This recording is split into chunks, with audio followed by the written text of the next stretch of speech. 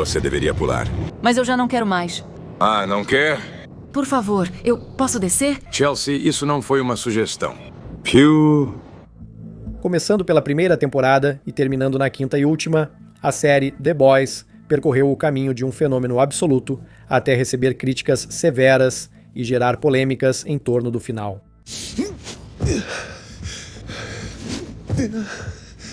Mas há uma coisa que durante todo esse tempo quase não gerou dúvidas. Quando Homelander aparece na tela, ele inevitavelmente atrai toda a atenção para si. Boa tarde a todos. Olá! Os espectadores podiam criticar o enredo, decisões dos roteiristas, sátira política, repetições, qualquer coisa, mas ao mesmo tempo, a força do próprio personagem e a atuação de Anthony Starr nunca foram questionadas por ninguém. E isso já é sinal de algo maior do que apenas um vilão bem escrito. Não, os heróis aqui são vocês. Homelander já superou os limites da série e virou um ícone da cultura pop. Por isso, pode-se criticar The Boys o quanto quiser, mas é inegável o fato de que essa série nos deu um personagem que ainda vai viver por muito tempo sua própria vida.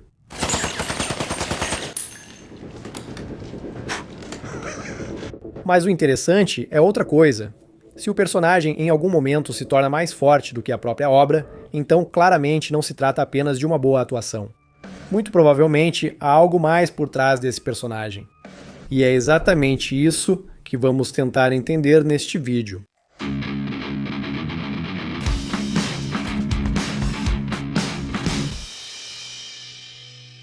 Então, por que o Homelander quase sempre chama toda a atenção para si nas cenas? Aqui, vários fatores se unem ao mesmo tempo, e o primeiro deles é a própria construção do personagem. Formalmente, estamos diante do homem mais poderoso desse mundo, que é capaz de matar em um segundo, sem nem precisar se levantar. Mas o principal é que sabemos que esse poder está nas mãos de uma pessoa emocionalmente instável, desprovida de compaixão, empatia e que não vê os outros como iguais a si mesmo.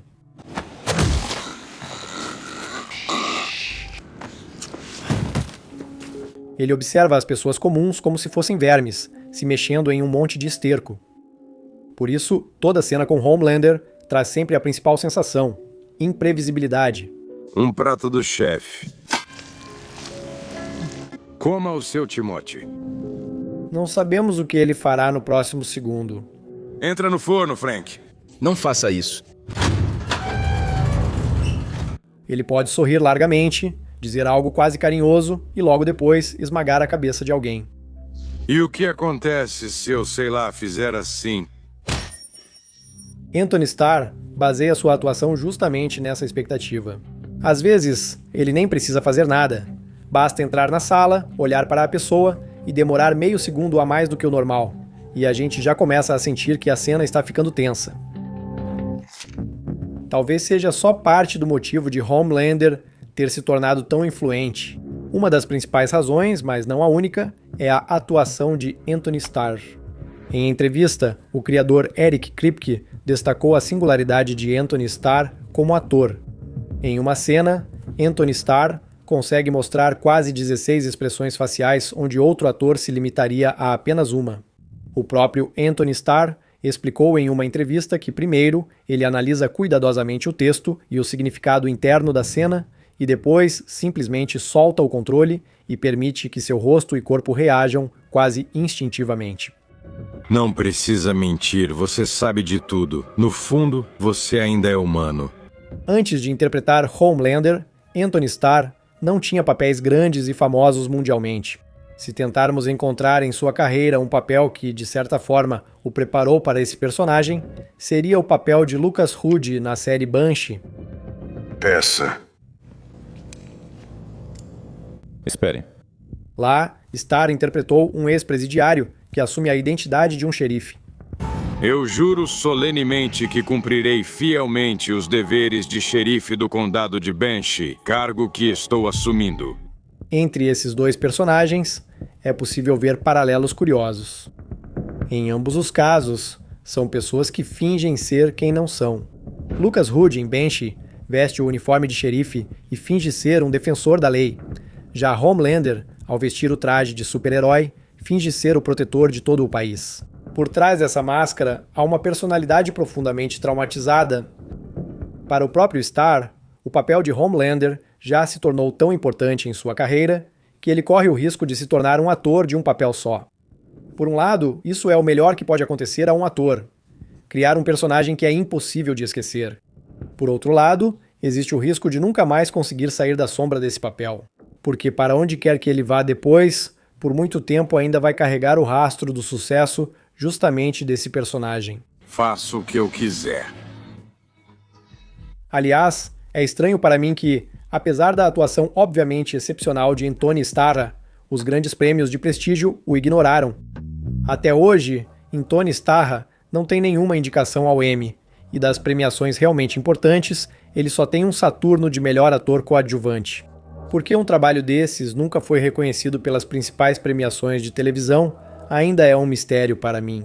Talvez o motivo seja que a série é dura demais, suja e provocativa, com muitas cenas indecentes, às vezes polêmicas e duvidosas, que claramente não se encaixam na imagem supostamente prestigiada e respeitável das premiações de televisão.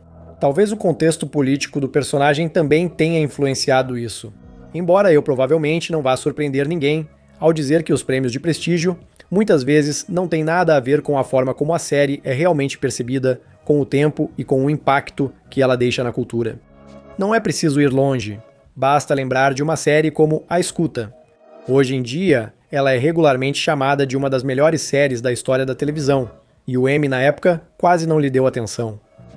Apenas 2 indicações e nenhuma vitória. Na minha opinião, isso é injusto. A vida é assim, eu acho. O mesmo pode ser dito sobre Better Call Saul.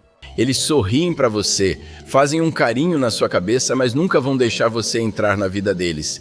Para muitos, inclusive para mim, essa é uma das melhores séries já feitas. Ela teve indicações de sobra, mas nunca chegou a ganhar nenhum prêmio. Vocês não são tão importantes pra eles. E daí? Que se danem eles. Também existem exemplos opostos. Tem, por exemplo, entre vocês, fãs da série Arrested Development. Talvez até tenha, mas acho que muitos nem ouviram falar dessa série, embora na época ela tenha ganhado 6 prêmios Emmy de uma vez. Mas o que realmente mostra o quanto a imagem se popularizou são os memes. E nesse sentido, o Capitão Pátria com certeza tem do que se orgulhar.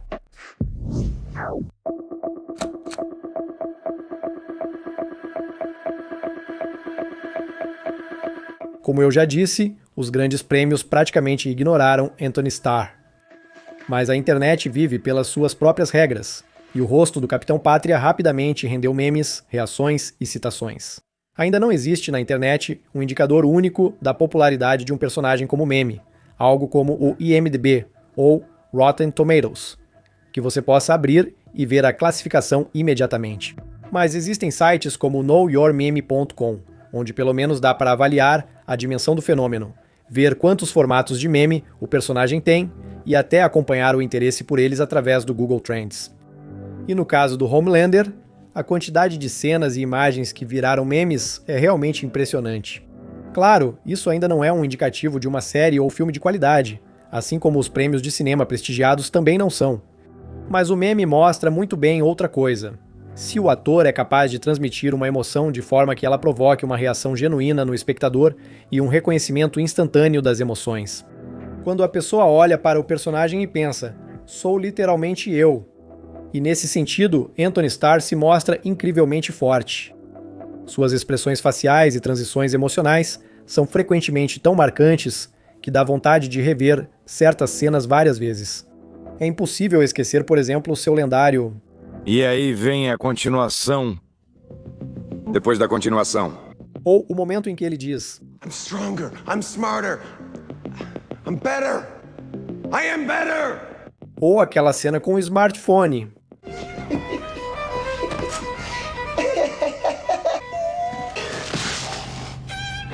E cenas assim com o Homelander não faltam. I'm the Homelander. And I can do whatever the fuck I want.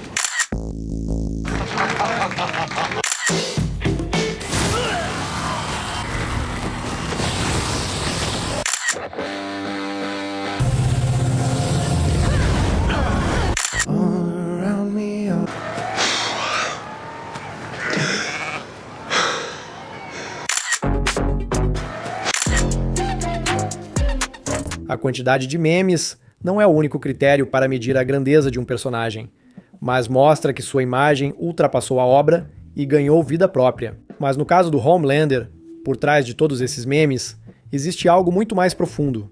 Algo que muitos sentem nele, quase em um nível subconsciente.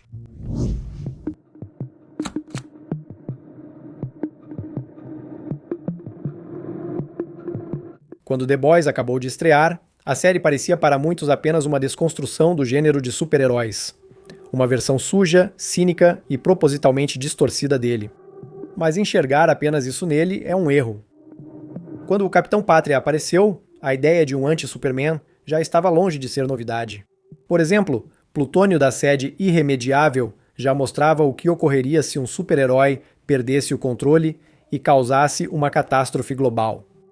O Omni-Man, de Invencível, também foi criado com base na ideia de que o defensor perfeito acaba sendo um colonizador e carrasco. Eu prefiro incendiar este planeta até as cinzas do que passar mais um minuto entre esses animais. Também podemos lembrar do Ultraman, da corrente Continua Comics, que também era uma versão distorcida do Superman. 2x. Tudo isso já aconteceu antes, mas em termos de peso cultural real, eles nem chegaram perto do Capitão Pátria. E o motivo, ao que me parece, é simples. Capitão Pátria, na verdade, é muito mais do que apenas uma paródia de super-herói. A principal inovação do Capitão Pátria como personagem, ao meu ver, não está tanto na ideia de um Superman maligno, mas sim na incrível relevância de sua imagem para a nossa época. O Capitão Pátria, na verdade, não é um supervilão. Ele é, ao mesmo tempo, uma celebridade, uma construção de relações públicas, um ativo corporativo, um símbolo nacional e, em certo momento, um líder autoritário.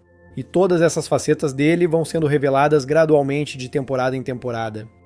Na primeira temporada, por exemplo, o Capitão Pátria não é uma figura política, mas um produto do sistema. Um ativo corporativo, o bem mais caro e importante da empresa Volt. E essa é uma imagem muito precisa do mundo moderno, onde qualquer pessoa midiática é percebida não como uma personalidade, mas como uma marca, um vetor de valorização, instrumento de influência e um produto bem embalado. Nesse sentido, Homelander é a concentração de tudo o que hoje move a cultura corporativa. Sua marca é Esperança Baseball América. Marketing infinito, relações públicas, teste de reação do público e transformação de qualquer emoção e ideia em um produto vendável. Fique bonito, diga o que escreveram. Vivemos em um mundo onde aquilo que começou como uma ferramenta bastante compreensível para impulsionar vendas há muito tempo se transformou em um enorme monstro que permeia todas as esferas da nossa vida. Isso já não é publicidade como antes, mas um instrumento global de manipulação. Hoje em dia, tudo é vendido e monetizado. Estilo de vida, valores, emoções, patriotismo, segurança, cuidado, sinceridade, até mesmo o próprio protesto. Tudo vira mercadoria bastando ser embalada corretamente. E Homelander, na primeira temporada, representa perfeitamente essa ideia. Eu conheço o público e sei o que vai nos beneficiar. Ele é literalmente vendido ao público como uma imagem perfeita. Isso não é tanto um herói, mas sim uma vitrine publicitária na qual a corporação projeta tudo o que deve agradar à sociedade. É você quem é o herói aqui. Desejo tudo de bom para todos. Ele é a personificação dos medos modernos que todos entendem. Que a imagem pública é mais importante do que a verdade, e que as instituições sempre estarão do lado do capital. Mas tudo isso é relevante principalmente para as primeiras temporadas, porque aos poucos, na trama, Homelander tira Stan Edgar do poder e assume o comando da empresa. E aqui a série já atinge um nível completamente diferente. Se no começo era uma história sobre o poder do capital, das corporações e das marcas, no final, o que vem à tona não é mais o dinheiro, mas sim os mecanismos de controle do Estado, da sociedade e da própria realidade política.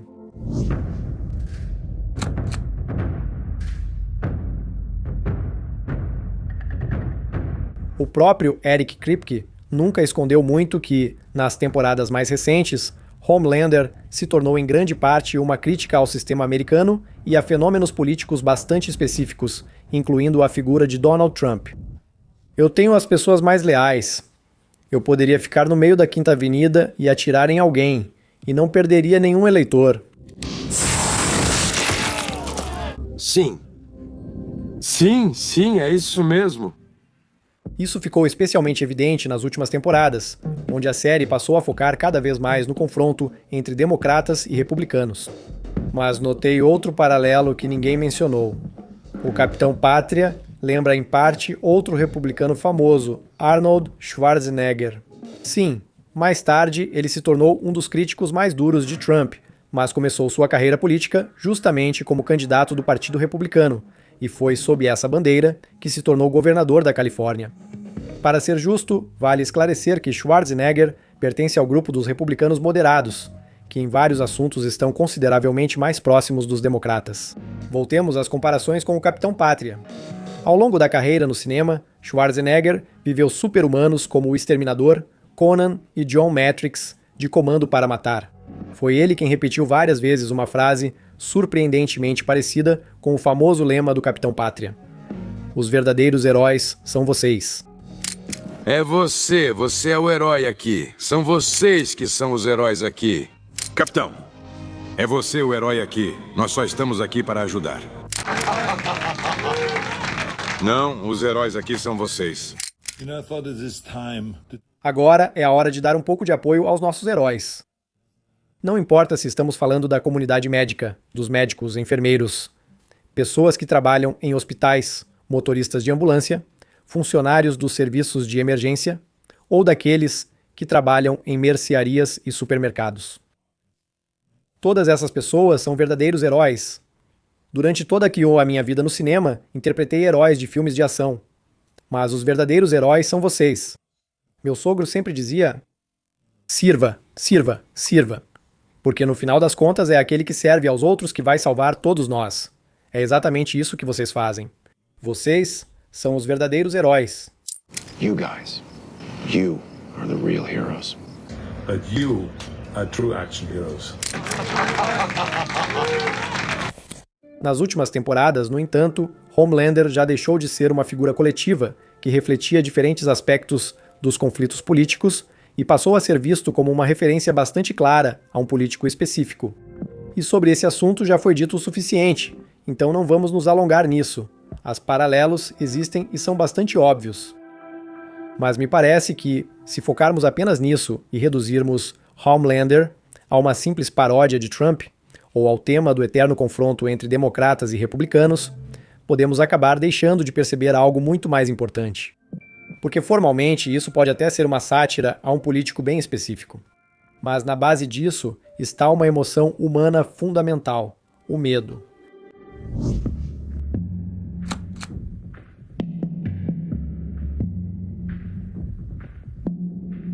O medo é uma das emoções básicas, o instrumento evolutivo mais antigo que ajuda na nossa sobrevivência.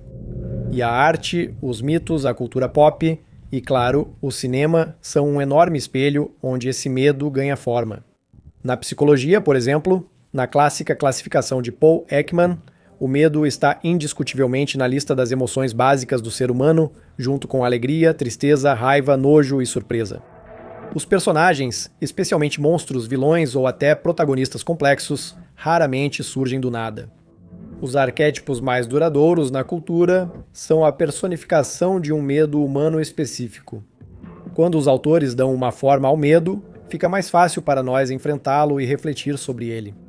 O Conde Drácula, por exemplo, representa em grande parte o medo da morte e da perda de controle da própria vontade. Zumbis representam o medo de perder a individualidade e o medo da multidão. O Exterminador do Futuro simboliza o medo da tecnologia descontrolada e de brincar de ser Deus.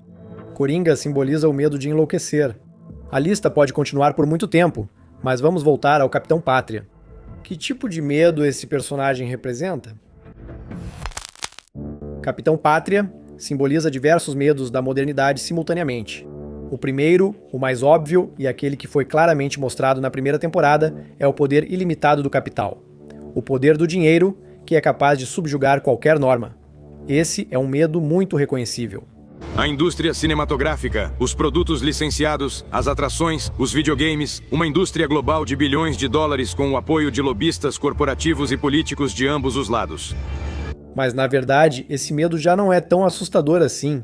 Por mais sombrio que isso soe, de certa forma já nos acostumamos ao poder do dinheiro, ao lobby, à manipulação da opinião pública e ao fato de que o grande capital quase sempre consegue dobrar o sistema a seu favor.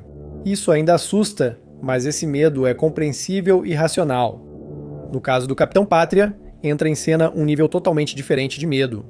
O medo de que toda essa gigantesca máquina corporativa, dinheiro, relações públicas, mídia, um exército de porta-vozes leais, controle sobre a pauta das notícias, conexões políticas, forças de segurança, possa acabar não nas mãos de uma pessoa gananciosa por lucro, mas sim nas mãos de uma pessoa emocionalmente instável e matura, para quem o dinheiro nem sequer é a principal motivação. E isso sim é realmente assustador, porque a ganância pelo menos é racional. O grande capital quer mais capital. E o que fazer se todo esse sistema fica nas mãos de uma pessoa traumatizada e instável que vê um país inteiro como uma ferramenta para resolver seus próprios problemas internos, como uma forma de compensar a humilhação, conquistar amor, suprimir mágoas, se vingar e superar traumas de infância.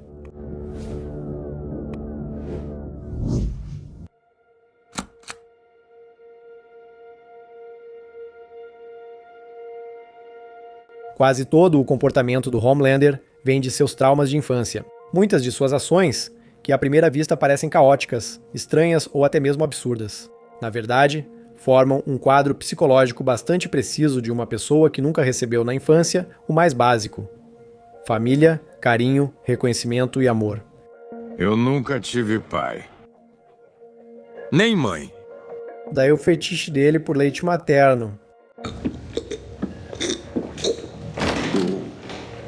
Se tentarmos olhar para isso do ponto de vista da psicologia, o mecanismo de desenvolvimento aqui é mais ou menos assim. Homelander cresceu não em uma família, mas em um laboratório, ou seja, ele não teve coisas básicas: o calor materno, tranquilidade, apego e sensação de segurança. Essas experiências deixam marcas. Mesmo alguém forte e bem-sucedido pode ter dentro de si uma criança que não recebeu amor suficiente. Por isso, na vida adulta, essa necessidade não atendida retorna de forma distorcida. É por esse motivo que toda a primeira temporada gira em torno de Madeleine Stillwell. Ela, para ele, é antes de tudo uma tentativa de encontrar uma mãe. Só me deixe te proteger. Os deuses são puros, infalíveis. Stillwell se torna algo entre uma amante e uma mãe. Homelander, ao lado da Stillwell, de repente se transforma em uma criança que quer agradar a mãe, receber elogios e ter a confirmação de que é amado.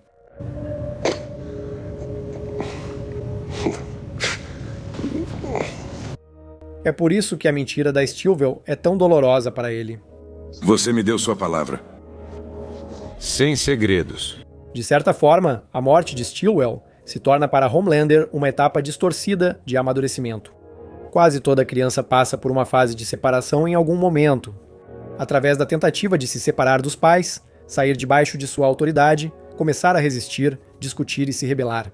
Na vida normal, isso geralmente termina em conflitos, brigas, mágoas, portas batendo e tentativas de provar sua independência.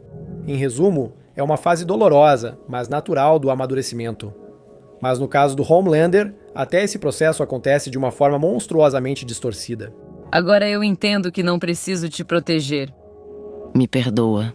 A tentativa dele de romper a dependência da Stillwell e sair do controle dela termina com a morte dela. Mas Stillwell não é a única figura através da qual Homelander tenta se reconstruir.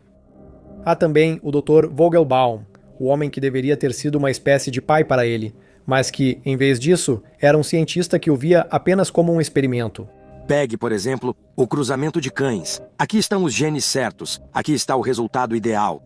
Inconscientemente, Homelander busca reconhecimento de uma figura que, na verdade, não é capaz de amá-lo. E eu sou o maior super-herói do mundo. E quando Vogelbaum lhe diz que ele é um erro, isso se torna um trauma fundamental. Você é o meu maior erro. Essa é a frase que Homelander, ao que parece, tenta abafar por toda a tua vida com aplausos, culto à própria força e sede de adoração. Dessa forma, ele tenta provar para si mesmo que não é um erro. Esse mesmo trauma se repete na trama com o soldadinho. Parece que, finalmente, surge um pai biológico de verdade. Um homem que talvez preencha parte desse vazio. Você tem uma família, tem ele e tem a mim. Mas, em vez de reconhecimento, Homelander recebe dele exatamente o mesmo que já recebeu antes. Um fracote patético e chorão sedento por atenção. E nesse sentido, o encontro com o soldadinho mostra que Homelander vive dentro de um mesmo roteiro repetitivo. Ele procura por um pai, uma mãe, uma família, reconhecimento, mas toda vez se decepciona. A situação é parecida com Ryan. Parece que Homelander só quer ser pai, mas não se trata de paternidade. Para ele, Ryan é uma chance de reescrever o próprio passado. Uma chance de, como se fosse possível, alcançar a si mesmo no passado. Uma criança solitária, abandonada, que cresceu sem amor. Ele tem uma mãe. Sei que isso é importante para você. E finalmente dar a ele algo diferente. Dar a ele uma infância que você não teve. O problema é que Homelander não sabe ser pai. Ele não tem um modelo a seguir. Ele não entende o que é cuidado de verdade.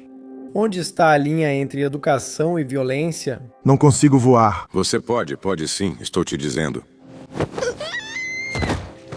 Por isso, mesmo em suas tentativas de se aproximar de Ryan, ele continua sendo frio e cruel. Ele não está tanto educando o filho, mas sim tentando se curar através dele. Talvez seja aí que reside a principal tragédia desse personagem. Homelander é um homem que, por toda a vida, tenta inconscientemente recuperar algo que ele nunca teve.